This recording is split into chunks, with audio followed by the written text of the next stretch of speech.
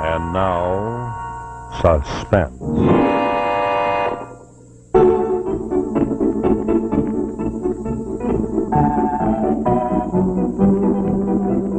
Your host is Autolite, and this is Rex Marshall speaking for the Autolite family. Autolite is proud to have won the privilege of serving the greatest names in the automotive industry, who use Autolite products as original equipment on cars, trucks, tractors, airplanes, and boats. And tonight, we're going to have the pleasure of saluting a distinguished member of our family, the Dodge Division of Chrysler Corporation. You know, the Autolite family includes nearly 30,000 men and women in Autolite plants in this country and in other plants in many foreign countries, as well as more than 18,000 people who've invested a portion of their savings in Autolite. And the family also includes 96,000 Autolite dealers and distributors across the United States, as well as more thousands in Canada and around the world. Yes, the Autolite family is a large family. And tonight, we all gather together to salute Dodge. A little later on, we'll have the pleasure of introducing Mr. E.C. Dock, General Sales Manager of Dodge, who will describe the importance of the Dodge dealer in community life.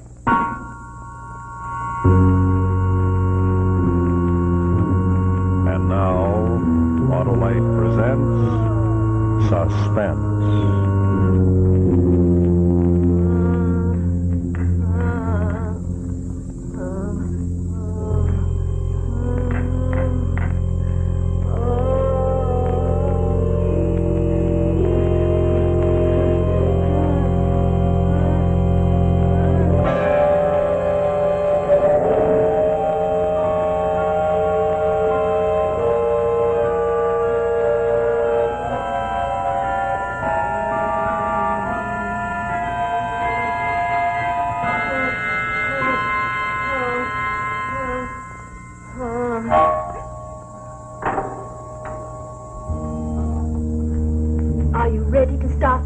Now, Mrs. Cattermole? Yes, Mrs. Everly. You can tell them to come in. Yes, Mrs. Cattermole. Everybody in here for the seance. It's going to be so interesting. Come along, Dermot.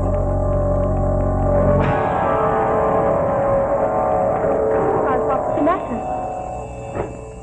Nothing. Mrs. Everly, might I have a word with you outside, please? Yes, Sir Arrington.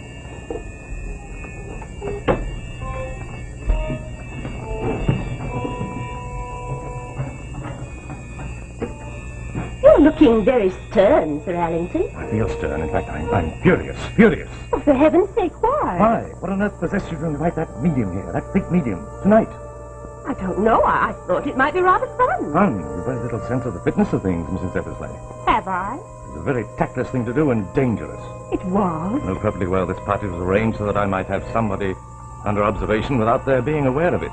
Yes, of course I know that, Doctor. I agreed to help, didn't I? Then surely you must understand that a person whose mind is unhinged is under severe strain. Heaven knows what impulses may be released by that medium tonight. But she's not a real medium. You'd better go in now.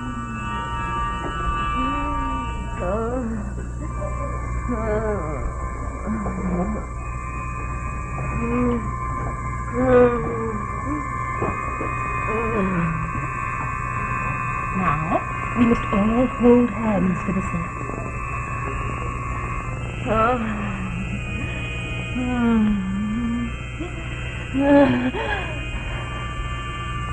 Who's there? Who is it? Someone is clamoring to get through. Oh, it's you at last, Shimakari. Have you anything to tell us?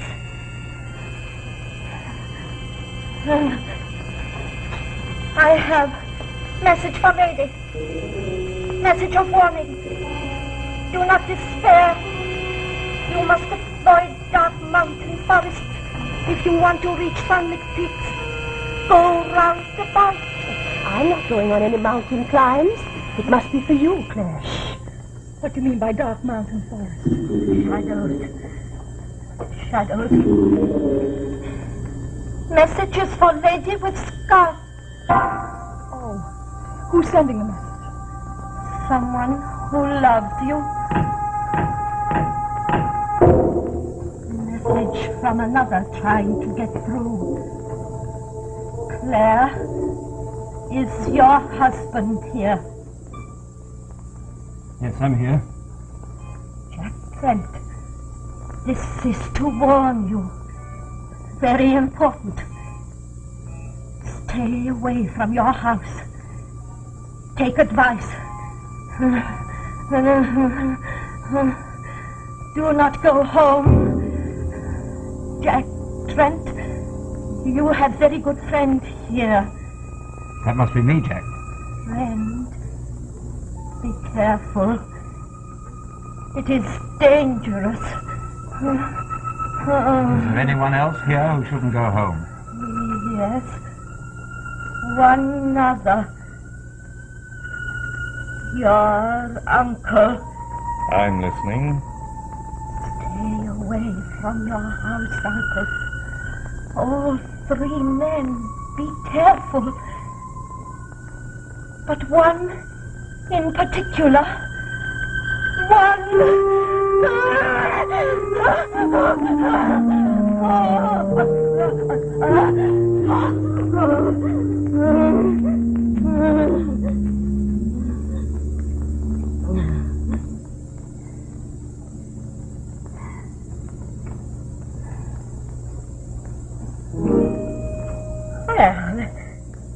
here we all are. I'm back, am I? Thanks, please. Did it go off well? I hope so. We're all terribly impressed. Thank you, Mrs. Cattermole. Did Shiromaki come through? Most definitely. What's his nationality? Oh, he lived on Formosa in the 10th century. I'm dead beat. Oh, that fairly takes it out of one. They're all very quiet. There's a queer feel about this room tonight. What sort of a feel, Mrs. Cattermole? One that I don't like, Mrs. Trent. What precisely do you mean by that, madam? Well, unlike you mental specialists, we who deal in psychic phenomena touch only on the intangibles. I suppose you would insist that I was melodramatic if I said there was death in the air tonight.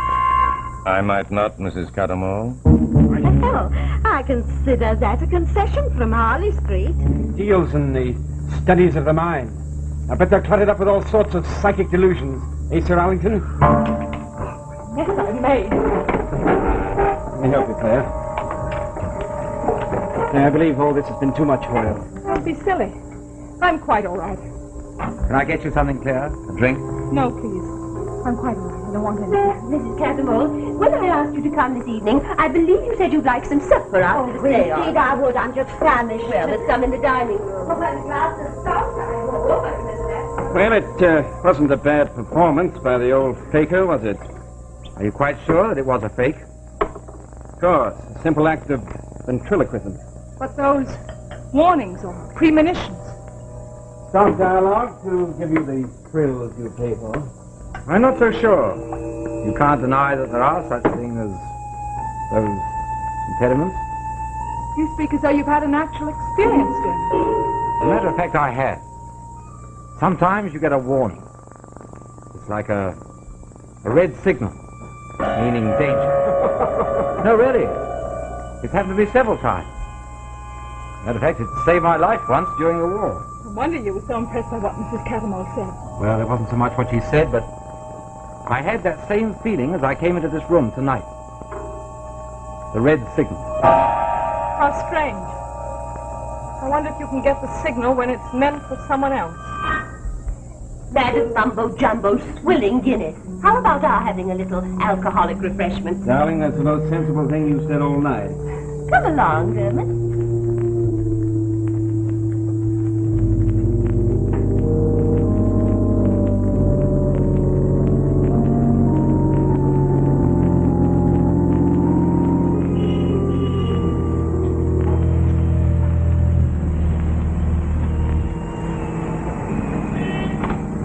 Glad you came. There's something I want to say to you.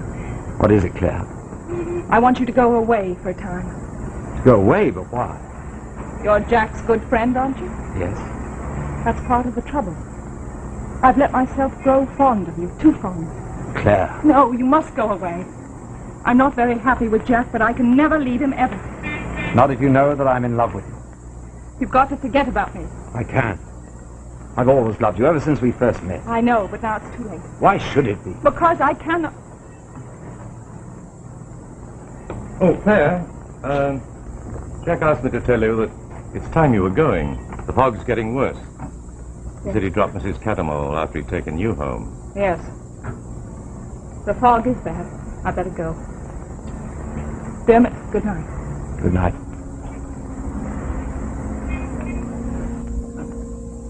Thank you for telling me the truth. You've been very tactful.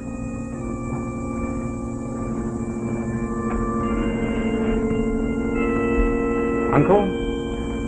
What did she mean, thank you for telling me the truth? Are you here in your professional capacity tonight? Maybe.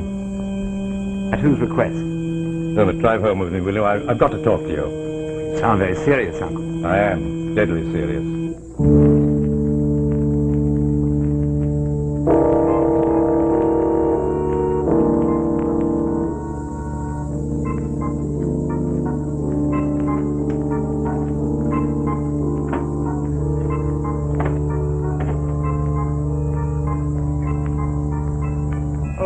Sorry to have kept you up, Milson. Decant a bottle of the 98 Coburn, will you?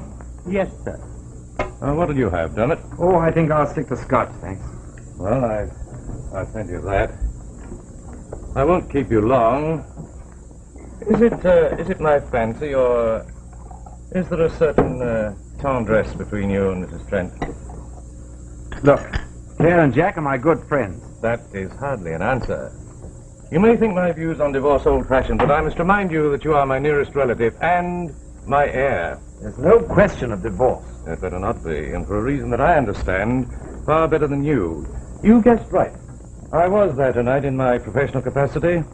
There's certain information I had to give to Mrs. Trent tonight. You mean the information was a diagnosis? Exactly. There is strong suspicion of insanity. Close observation was necessary to confirm this diagnosis. I'm going to recommend a commitment. Can't believe it. The extraordinary sanity of the insane is very complex, but in this case, the evidence is conclusive. The patient must be placed under restraint. Restraint? But why? My dear Dermot, cases are only placed under restraint when their being at large may be a menace to the community. What sort of menace? In all probability, some sort of homicidal mania. Poor Claire. So she knew. That's why she said I must go away. Then she has more sense than I gave her credit for. We must all pity her. I don't believe it. Doctors can make mistakes. I don't believe it. I don't propose... Even if it's true, I don't care. I love Claire, and if she'll come with me, I'll take her away. Understand, my boy. If you do this, I shall have to reconsider my will. I don't care what you do with your money. I shall look after Claire. A woman who... If you say another word against her, Thank you. Thank you, Milton. You can go to bed now. Thank you, sir. Good night, sir. Uncle, I'm sorry I spoke the way I did. From your point of view, you're right, of course. But I've been in love with Claire for a long time. And if Jack can't take care of her, I will. I think that's all we have to say to each other. Good night.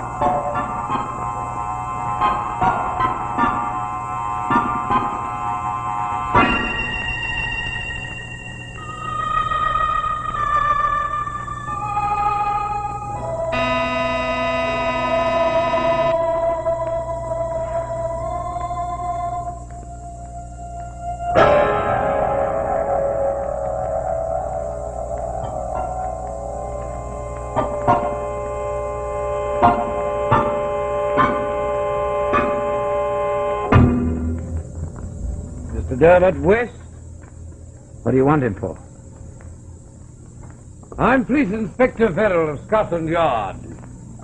He's wanted for murder.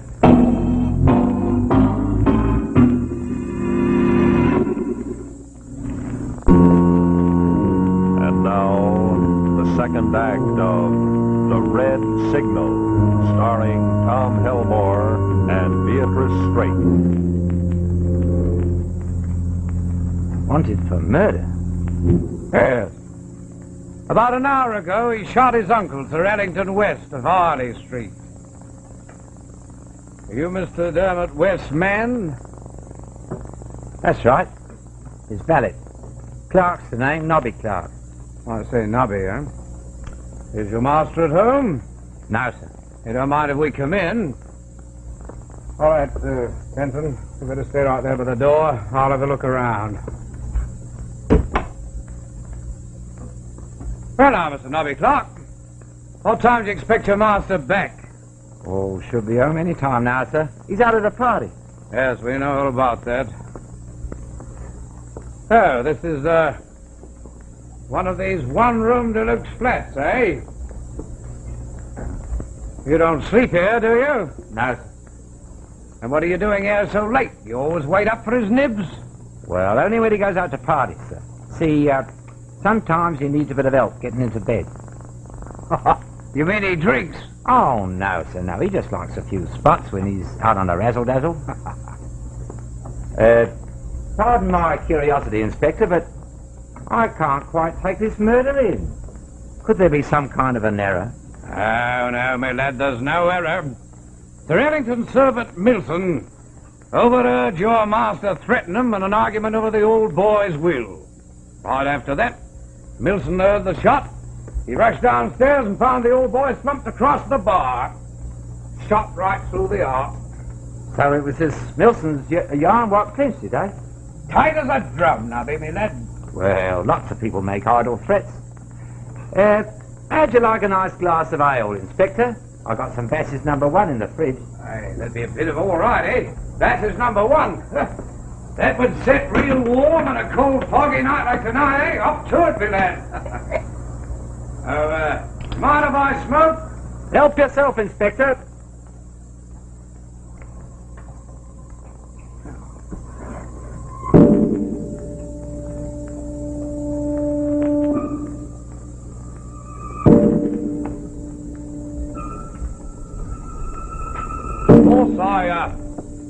I will grant you that this young chap put on the act of leaving, but he must have come back because not 5 minutes later, Milson heard the shot. Yeah, what do you make of that? Looks like the murder weapon been fired recently. But then that means he...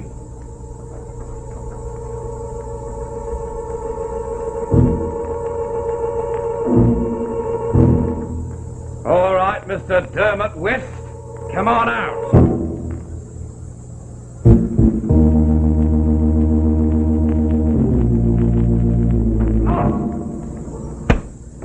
There he goes! Halt!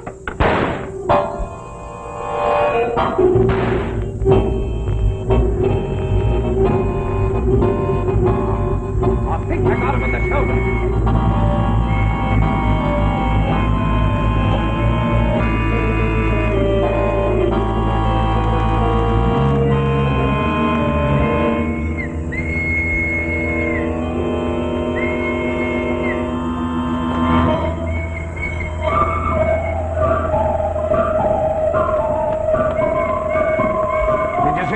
All right, try this way. Come on, Benton. You come with me.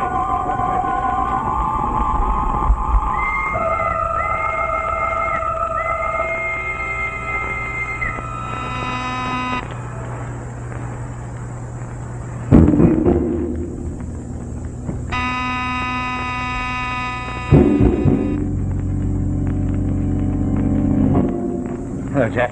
Chalmers, what's happened to you? The police are at my flat. I gave them the slip, but they winged me. It's nothing much. Well, here, sit down. I'll fix it for you. Where's Claire? She's in the bedroom. Why? Is she all right? Of course she's all right. Why shouldn't she be? Well, don't you know what happened? Well, I do, as a matter of fact. The police have just been here, obviously making a tour of everybody at the party. Here, sit down. Hold it, will you? Jack, I'm desperately worried about Claire. You didn't let her out of your sight, did you? After the party. This may hurt. Of course I let her out of my sight. Well, I was taking Mrs. Helmore home. Why? Look, my uncle told me about her tonight, before he was shot. It looked pretty bad for her. We've got to protect her. What do you mean? Well, the police found a gun planted in my flat. Wasn't it your gun? I haven't even got one. There's only one thing to do. Go to the police and tell them everything. I would, but there was something else at my flat. What? This.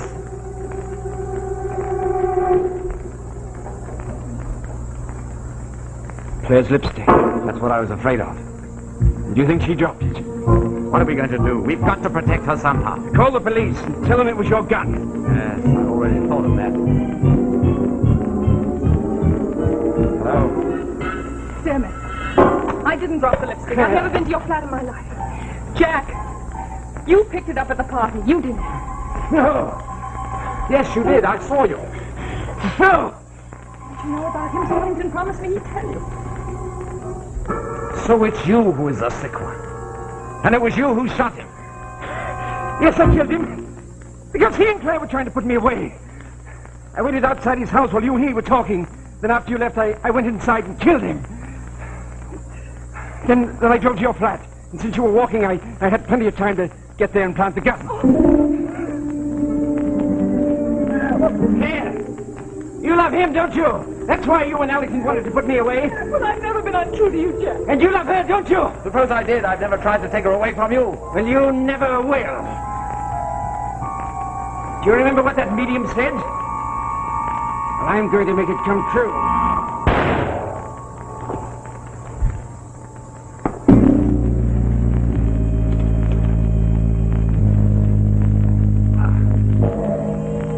It's too bad I didn't get your red sea.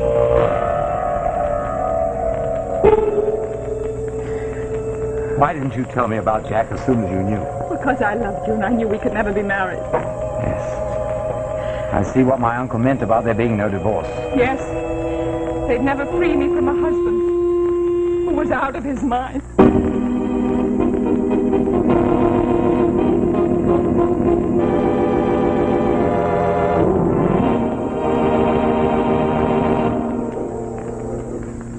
And so we come to the end of another story of suspense brought to you by the Autolite family.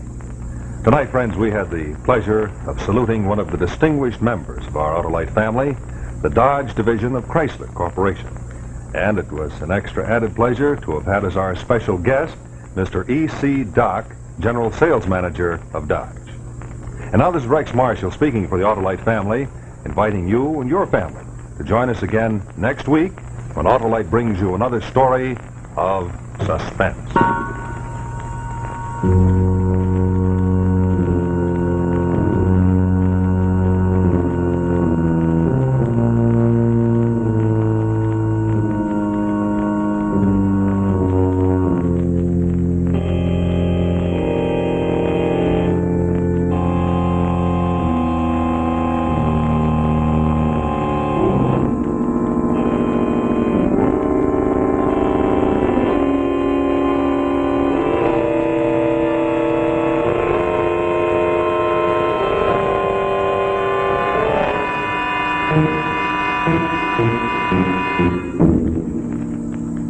Next week, our play is entitled Death Drum, a story well calculated to keep you in suspense. Also, be sure to listen to Suspense each Monday night on your CBS radio station.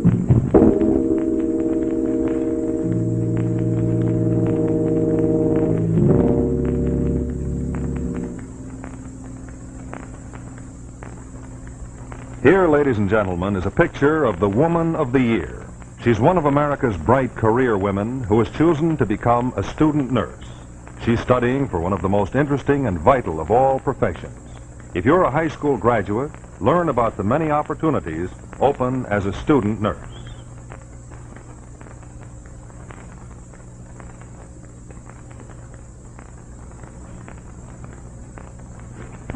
This is the CBS Television Network.